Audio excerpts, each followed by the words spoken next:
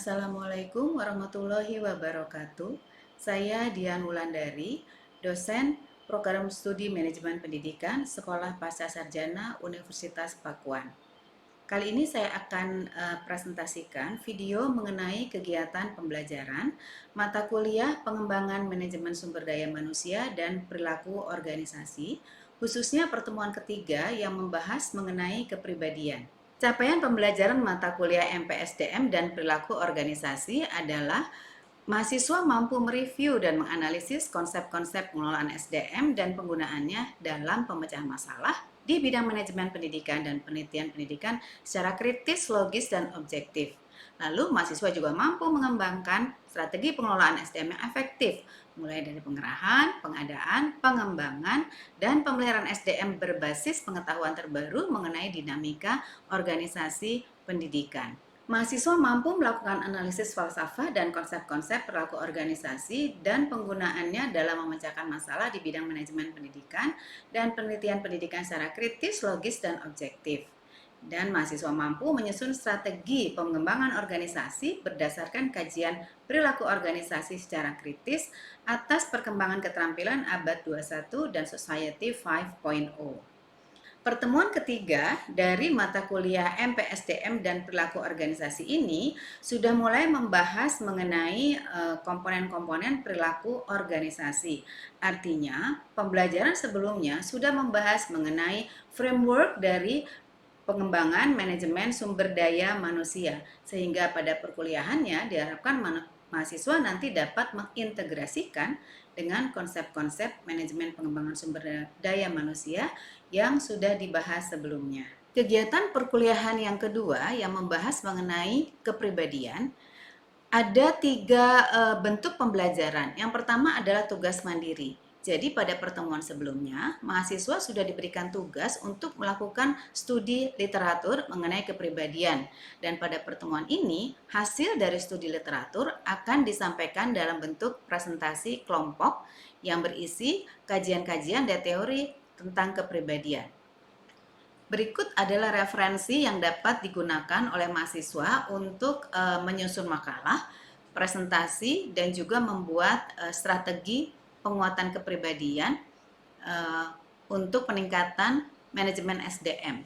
Tentu saja ini hanyalah usulan dari referensi dari saya selaku dosen, dan mahasiswa disarankan untuk memperkayanya dengan jurnal-jurnal terkait dengan perilaku organisasi dan juga dengan Human Resources Management Report yang sekarang banyak sekali diterbitkan di internet.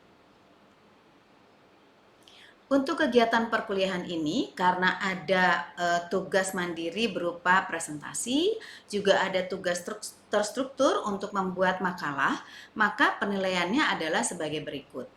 Yang pertama, ini adalah rubrik penilaian presentasi makalah yang terdiri dari pengorganisasian, meskipun kelompoknya kecil, kemudian isi dari makalah itu sendiri, apakah akurat dengan konsepnya, kemudian mengenai gaya presentasi.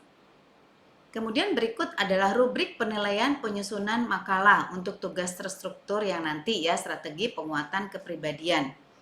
Yang di-assess, yang dinilai adalah organisasi dari makalah itu sendiri, apakah terstruktur, apakah jelas, apakah menggunakan data-data yang juga valid dan dapat dipertanggungjawabkan. Kemudian mengenai isinya, diharapkan mahasiswa sudah membuat makalah yang sangat spesifik dan juga akurat dan tajam, karena di sini makalahnya berisi mengenai penyusunan strategi penguatan kepribadian yang dikaitkan dengan pengelolaan manajemen SDM. Dan karena nanti ada presentasi lisan, maka ini adalah rubrik penilaian presentasi lisan. Yang komponennya antara lain adalah kemampuan komunikasi, penguasaan materi, kemudian jika ada tanya jawab adalah kemampuan menghadapi pertanyaan, dan juga diharapkan mahasiswa cukup luas dan terampil menggunakan alat peraga presentasi. Berikut adalah ini yang selalu dilakukan pada setiap kali pertemuan, yaitu partisipasi mahasiswa dalam kegiatan perkuliahan. Tentu diharapkan mahasiswa juga dapat memberikan respon-respon yang relevan, respon-respon yang memberikan insight, ataupun pertanyaan-pertanyaan yang nanti akan memancing pendalaman dari kegiatan diskusi. Berikut adalah presentasi hasil literatur review, dan sebelumnya saya akan sampaikan tugas-tugas yang sudah ditampilkan di LMS. Berikut adalah tampilan LMS untuk mata kuliah MPSDM dan perilaku organisasi. Ini adalah pertemuan pertama, kemudian ini pada pertemuan kedua sudah disampaikan tugas kelompok di mana mahasiswa diminta untuk mempresentasikan minimal 2 teori kepribadian yang berbeda. Ini terdiri dari 2 kelompok yang masing-masing menampilkan teori kepribadian yang tidak sama. Mahasiswa diminta menjelaskan sintesis kepribadian dan indikator-indikatornya, dan juga mendeskripsikan bagaimana pada konsep ini kepribadian mempengaruhi perilaku seseorang di organisasinya dan dalam pekerjaannya. Karena mata kuliah ini selalu diintegrasikan dengan manajemen SDM. Dalam LMS ini sudah disampaikan juga mengenai penilaian secara umum. Untuk yang lebih rinci sudah disampaikan pada saat pertemuan pertama pada saat kontrak perkuliahan. Pada pertemuan ketiga ini, ini sudah ada presentasi kelompok. Di sini disampaikan linknya saja karena nanti akan ada presentasi kelompok dan self-assessment. Berikut adalah presentasi kelompok 2 yang akan menyampaikan hasil literatur review mengenai sintesis kepribadian dan juga indikator-indikator kepribadian. Yang mempunyai karakteristik khas atau unik. Jadi setiap orang itu yang memiliki perilaku yang berbeda-beda, tergantung dari fisik. Fisik di sini yang dibawa tadi sejak lahir, apakah dia memiliki sifat pemarah, apakah dia memiliki sifat yang pemalu, atau mungkin dia memiliki sifat yang tidak memiliki perasaan senang, atau dia tidak bisa memberikan suatu hal yang tentang kepercayaan dirinya. Itu dilihat dari mentalnya dia pemberani atau dia penakut. Nah, dari moral itu dari tingkah laku yang dia miliki. Nah, moral ini juga tergantung dari karakteristik masing-masing individu. Nah, makanya di sintetis teori kepribadian ini adalah perilaku stabil dan bertahan. Bisa stabil dan bertahan lama dari seorang individu tadi. Maka jadi memiliki masing-masing keunikan dari setiap orang. Dan individual outcome-nya itu adalah jadi tingkah laku tadi. Oke, demikianlah presentasi dari kelompok 2 yang bisa kami sampaikan. Selebihnya kami mohon maaf. Akhirul kata, wassalamualaikum warahmatullahi wabarakatuh. Terima kasih. Waalaikumsalam warahmatullahi wabarakatuh. Selanjutnya setelah presentasi, saya selaku dosen akan memberikan komentar atau tanggapan mengenai konten atau isi dari presentasi, yang pada dasarnya ternyata kedua kelompok meskipun memilih tokoh-tokoh yang berbeda, tetapi keduanya menggunakan pendekatan teori dalam menjelaskan esensi kepribadian dan juga memilih indikator-indikatornya. Teori yang sekarang sedang populer dipakai oleh orang-orang yaitu positif psikologinya Seligman ya. Tetapi sekarang itu ada memang psikiater atau psikolog itu biasanya mereka juga memilih satu atau dua pendekatan yang mereka yakini itu efektif. Bukan benar loh ya. Bukan benar, tetapi efektif untuk mereka melaksanakan profesinya.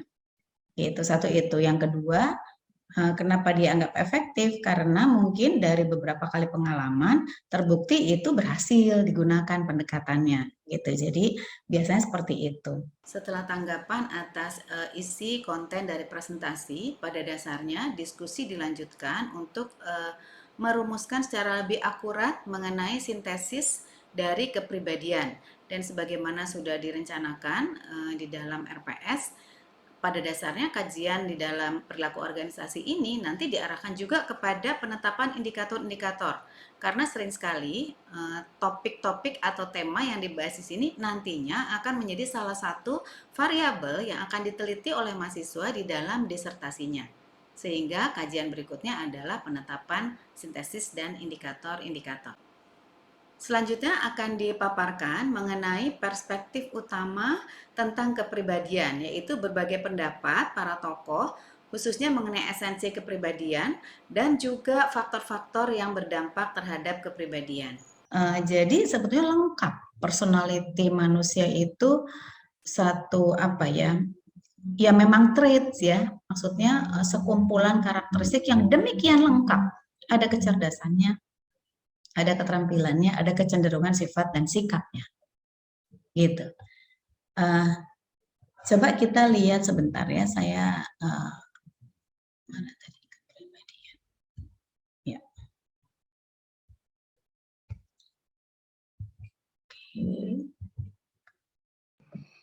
Ibu Dian, saya boleh berkomentar sedikit?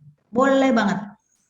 Enggak, setelah mendengar penjelasan dari Ibu Dian, kok sepertinya psikologi itu dekat sekali ya dengan filsafat. Oh iya, filsafat adalah ibunya semua ilmu. Jadi itulah kenapa semua program studi, semua mata kuliah, semua jurusan, semua fakultas itu biasanya ada filsafatnya. Berikut diskusi akan berlanjut mengenai sejarah konsep kepribadian. Akan disampaikan awal mula bagaimana orang mengetahui kepribadian seseorang dengan berbagai filosofi dan juga asumsi-asumsi. Filsafat itu kalau udah semester berikutnya gitu ya, itu ngajarin kita tentang premis-premis logika berpikir. Oh ya. Ya, premis satu, kalau premis satu ini, premis dua ini, maka ergo gitu ya, kesimpulannya seperti apa. Itu di psikotes juga ada, di tes potensi akademik juga ada. Itu ngajarin logika. Makanya orang-orang yang mendalami filsafat biasanya logikanya sangat kuat. Gitu. Gitu Bu Zeti. Jadi betul sekali apa yang Bu Zeti sampaikan. Dasarnya psikologi awal mulanya adalah filsafat. Gitu. Thank you Bu. Oke. Bapak Ibu, ini kita ya pertemuan kita mengenai kepribadian. Kenapa pakai topeng? Personality itu persona itu topeng ya. Jadi sebetulnya ya manusia itu banyak sekali aspek di dalam diri kita gitu. Kadang-kadang orang yang kepribadiannya ini tampilnya bisa jadi belum tentu sama ya, belum tentu sama dengan aslinya kepribadiannya dia gitu. Berikut adalah penjelasan mengenai sejarah bagaimana konsep mengenai kepribadian itu berkembang, mulai dari grafologi, kemudian astrologi, palmistry, sampai dengan tifologi, yang pada dasarnya semua kajian-kajian ini mencoba menjelaskan seperti apa sih tipe-tipe karakter atau kepribadian seseorang berdasarkan klasifikasinya. Misalnya tipologi berdasarkan bentuk tubuh, kemudian palmistry berdasarkan garis-garis tangan. Tetapi di sini juga dijelaskan makna dari ilmu-ilmu yang tidak menggunakan mekanisme ilmiah sehingga dinyatakan sebagai pseudoscience. Dan untuk kajian berikutnya, kepribadian akan ditinjau dari ilmu psikologi. Pseudoscience itu adalah ilmu yang tidak disusun, tidak dibuat strukturnya dengan cara-cara mekanisme-mekanisme yang ilmiah. Kalau satu bidang ilmu mau dinyatakan itu sebagai ilmu pengetahuan, kedokteran, ya, agronomi, apalagi psikologi, sosiologi, bahasa, ya, hukum, itu harus punya mekanisme atau yang sistematis yang bisa dipertanggungjawabkan, punya metodologi dalam pengambilan data, dalam mengambil kesimpulan-kesimpulan, dalam menyusun teori, dan dapat dipertanggungjawabkan secara ilmiah. Ya, bisa diobservasi, data-datanya bisa diambil sebagian dengan cara-cara yang observable gitu ya, atau yang tidak gitu, tetapi caranya tetap ilmiah. Kalau tidak, maka dia disebut dengan pseudoscience. Gitu. Jadi untuk sampai pada satu bidang dinyatakan ilmu sah, maka dia harus tadi punya cara-cara ilmiah dan sebagainya. Nah, tipologi dan sebagainya itu disebutnya pseudoscience, sehingga muncullah psikologi yang kemudian psikologi membantu merumuskan apa itu kepribadian secara lebih ilmiah, sistematis, ya, dan punya langkah-langkah untuk pengumpulan data, menyimpulkan, membuat premis dan sebagainya, hipotesis dan sebagainya. Kajian berikutnya adalah paparan mengenai faktor-faktor yang berdampak terhadap kepribadian seseorang. Ini dikaji pendapat dari Gibson, yang di dalamnya terdapat faktor turunan, faktor budaya, faktor sosial atau kelompok, dan juga faktor lingkungan keluarga. Berikut juga dijelaskan mengenai rangkuman berbagai pendekatan-pendekatan yang digunakan untuk memahami kepribadian. Ini diambil dari referensinya David Vander yang sudah mengklasifikasikan penjelasan kepribadian berdasarkan pendekatan trait approach, biological approach, psychoanalytical, phenomenological, dan juga learning and cognitive approach. Berikut akan dijelaskan khusus mengenai teori The Big Five Personality. Hal ini perlu disampaikan kepada mahasiswa secara khusus karena banyak sekali mahasiswa menggunakan teori ini di dalam penelitian disertasinya. Jadi ketika mereka mengambil variabel kepribadian, teori yang diadopsi adalah The Big Five Personality. Jadi dalam hal ini mahasiswa perlu diingatkan kembali bagaimana cara mengembangkan instrumen mengacu kepada teori berikut. Teori The Big Five Personality tadi sudah dijelasin ya. Nah, nanti kalau Bapak Ibu mau mengambil kepribadian menggunakan teori The Big Five Personality, jangan dicampur ngambilnya. 5 tuh kalau yang sebelah kiri ya kiri semua. Kalau yang sebelah kanan semua. Jadi ada yang suka ngambil extraversion, openness to experience, agreeableness, conscientiousness, tapi di sini ngambil neuroticism. Jangan gitu, ngambilnya emotional stability. Ya, jadi harus satu kotak ini adalah lawannya. Kalau mau ngambil yang sini boleh kita mengukur neuroticism, tapi kita maunya mengukur kepribadiannya itu yang tinggi-tingginya gitu ya, yang positifnya ya. Ini adanya di sini. Sehingga seringkali kita menggunakan mengembangkan instrumennya berdasarkan deskripsi dari dimensi-dimensi ini. Gitu Bapak. Ini quotes mengenai kepribadian. We continue to shape our personality all our life. Jadi sebetulnya kepribadian kita berhenti apa terus membentuk? Terus membentuk. Terus membentuk. Dari mana? Dari tadi pengaruh dari lingkungan, budaya, pengalaman. Ya, pengalaman. Ya. Bisa jadi Bapak Ibu kepribadiannya saat ini mungkin saja agak bergeser sedikit 5 tahun atau nanti setelah lulus jadi dokter. Bisa jadi. Karena selama 3 tahun ini Bapak Ibu menerima begitu banyak experience, begitu banyak masukan-masukan, berinteraksi dengan teman-teman sekelasnya yang keren-keren ini. Yang tadinya mungkin pengen menonjol kalau bicara, sekarang banyak diskusi, dipaksa mendengarkan orang lain, sehingga Bapak Ibu menjadi openness to experience-nya menjadi meningkat. Gitu, oh ya ternyata kita tuh harus mau dengerin orang ya. Kita tuh harus mau terbuka kepada hal-hal yang baru ya. 2 tahun kita, 1,5 tahun lah minimal ya kuliah itu bareng-bareng. Dengan cara seperti itu tinggi nanti openness to experience, lebih stabil. Dulu nggak sabaran kalau dengerin orang ngomong. Sekarang jadi lebih sabar mudah-mudahan. Gitu. Ada yang mau ditanya sampai sini Bapak Ibu? Ibu, mohon maaf izin. Yes, ya. Jadi kemarin itu saya ada pertanyaan di dalam hati gitu ya. Alhamdulillah hari ini terjawab. Itu terkait dengan behavioristik dan humanistik.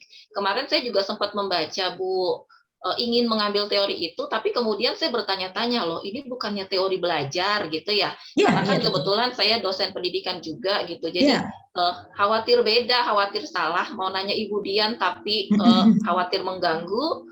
Akhirnya nggak jadi, tapi dari penjelasan Ibu tadi, saya jadi tahu ternyata, behavioristik dan humanistik itu juga merupakan bagian dari pendekatan Ya. teori kepribadian. Ya, Itu aja, orang-orangnya Ibu. juga sama. Iya, Ya kan? orang-orangnya sama, Nah, ada Skinner, Skinner ya, gitu ya. betul. Iya. Ya, itu. Humanistik ada Maslow. Iya, betul, Ibu. Ya. Oke. Terima kasih, Ibu. Jadi namanya adalah True Colors. Itu ada aplikasinya, Bapak Ibu. Jadi kita nanti akan bersama-sama ingin tahu spektrum warna pribadi kita, ya. Jadi ini adalah penggagasnya Don Lowry, masuknya teori ya. Mengembangkan sistem True Colors untuk membantu kita memahami warna kepribadian dan gaya perilaku kita, gitu. Tujuannya buat apa? Sebetulnya nomor satu untuk berkomunikasi. Kalau kita birunya tinggi, kita punya kecenderungan gaya berkomunikasi seperti ini karena kepribadiannya seperti ini. Nah, abis itu obrolin deh sama orang-orang yang sering bekerja sama dengan kita. Tujuannya itu si Don Lowry. Kalau kita masing-masing tahu nih, saya birunya tinggi, kamu hijaunya tinggi, cara komunikasi yang efektif itu seperti apa? Sehingga nanti nyambung. Itu selama ini mungkin kita sama-sama nggak tahu, gitu ya. Karena kita sama-sama nyambung, maka nanti konfliknya menjadi minimal. Kan udah sama-sama paham. Selama ini sering berantem. Gue kalau ngomong sama dia nggak pernah nyambung. Karena ternyata warnanya dominasinya beda. Ya, jadi bisa dipakai Kemudian nih yes, disiapkan pensil warna atau tidak? nggak usah, pakai apa aja. Nggak usah. Yang penting ada pensil. Ya, Ya, makasih. oke. Yuk, kita sama-sama mengisi. Selanjutnya, mahasiswa akan bersama-sama melakukan self-assessment dengan menggunakan True Colors. Masing-masing bersama-sama mengerjakan sesuai dengan instruksi yang disampaikan. Mereka melakukan penilaian menggunakan kertas yang sudah disampaikan. Sehingga pada akhirnya mahasiswa akan mendapatkan warna utama dari spektrum warna kepribadian masing-masing. Berikut dosen akan memeriksa masing-masing mahasiswa mengenai self-assessment-nya, skor-skor dari masing-masing warna. Saya justru blue-nya malah sempurna nih 20. Terus? Kenapa artinya? Nggak apa-apa, nggak ada yang salah dengan kepribadian. Oh.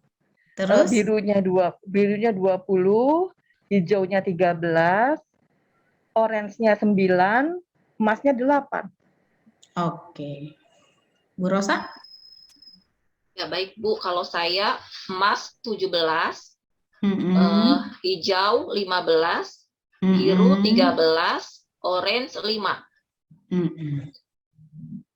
Pak Ai. Bentar Ibu, totalnya masih belum pas ini.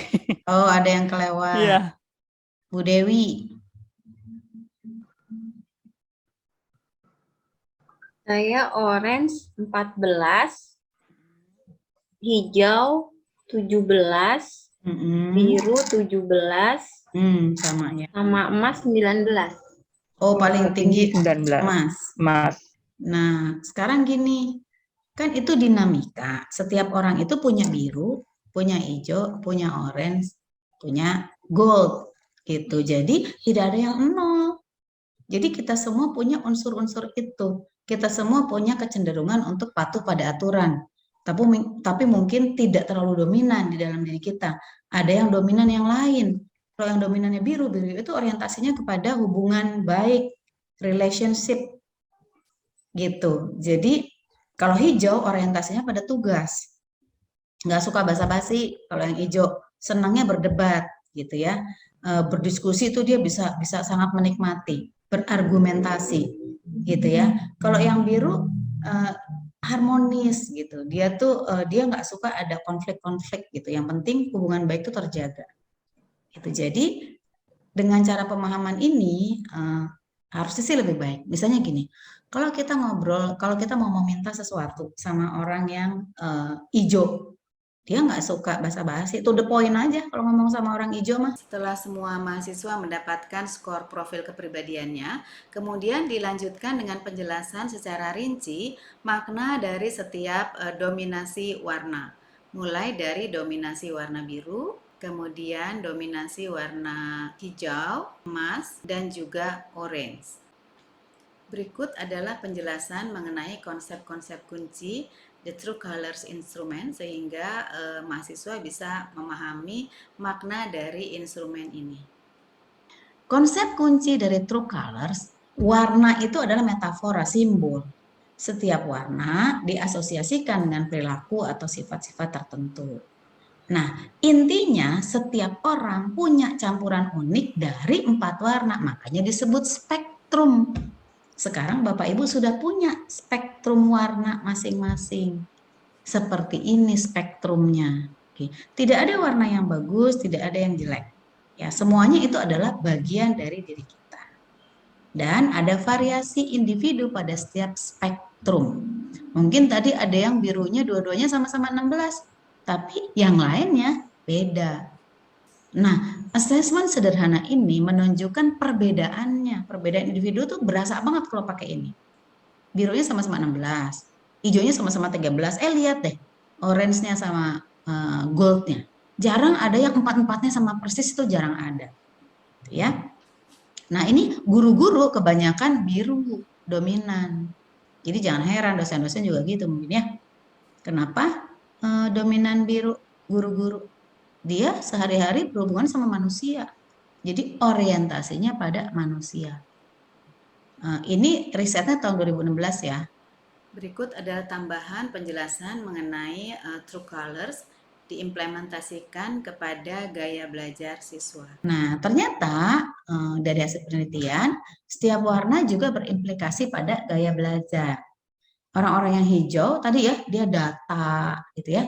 Jadi dia senang pada eksplorasi topik gitu. Dia nggak mau yang superficial gitu. Jadi dia bukan tipe yang di drilling berulang-ulang gitu, dia nggak bisa karena dia maunya ke dalam gitu ya. Orang-orang yang orange itu butuh fun ya.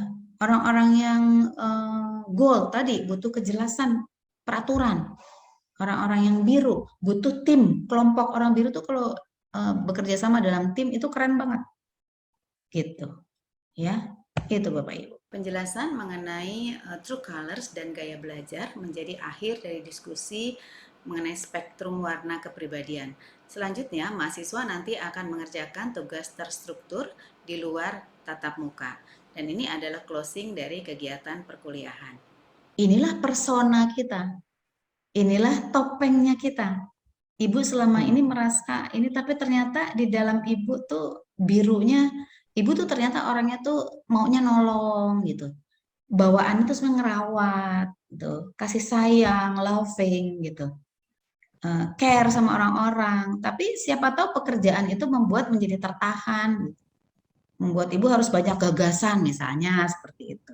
Bisa seperti itu. Gitu, karena tadi kepribadian terpengaruh oleh banyak faktor. Oke, Bapak Ibu, ada pertanyaan? Mudah-mudahan seperti tadi ada manfaatnya. Silakan kalau mau diperbanyak, nanti saya kirim tadi ya arti dari masing-masing kelompok. Nanti saya kirim ke Bu Elin, kemudian cara mengisinya, instruksinya supaya Bapak Ibu bisa gunakan untuk teman-teman, untuk siapapun juga. Ya, saya juga dapatnya gratis kok aplikasinya dari downloadnya langsung di internet. Dan ini banyak dipakai oleh beberapa organisasi, gitu ya. Cuma saya sudah terjemahkan, saya buat kata-katanya lebih sederhana supaya cocok dengan kita, gitu ya. Oke, Bapak Ibu, terima kasih banyak. Papernya bagus-bagus. Oke, kan penilaian presentasi itu banyak ya. Ada presentasinya, ada slide-nya, ada kemampuan menjawab dan sebagainya. Tetapi untuk slide-nya 2 kelompok saya kasih A. Alhamdulillahirrabbilalamin. Terima kasih Bu. Oke, kita foto dulu untuk laporan.